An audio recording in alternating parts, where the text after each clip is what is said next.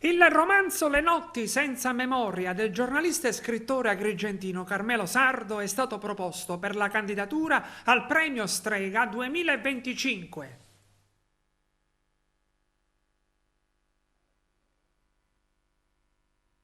Il romanzo Le notti senza memoria del giornalista e scrittore agrigentino Carmelo Sardo è stato proposto per la candidatura al Premio Strega 2025, il più prestigioso concorso letterario d'Italia. A proporlo è stato Angelo Piero Cappello nel suo ruolo di amico della Domenica, coloro cioè che scelgono e indicano i libri da candidare. Nella scheda di presentazione, Cappello scrive che il romanzo di Carmelo Sardo, in un linguaggio pieno e scorrevole, intarsiato da qualche concessione dialettale, gioca a comporre e scomporre le tessere del mosaico narrativo. Ne nasce un lungo e magistrale romanzo che convoglia poco alla volta realtà e sogno nel contenitore straordinario della pagina scritta.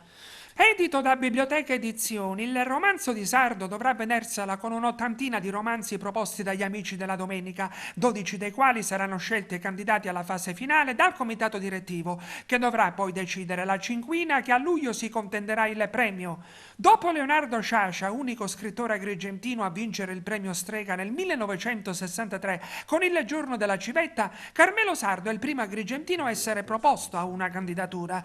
Per pura coincidenza, Carmelo Sardo presenterà il suo romanzo giovedì 6 marzo alle ore 18 nella sua città, Agrigento, al Caffè Girasole di Via Atenea nell'ambito della nuova rassegna Gira Pagine, il gusto della letteratura, organizzata in collaborazione tra Girasole e il Mercante di Libri. Coordinerà Beniamino Biondi.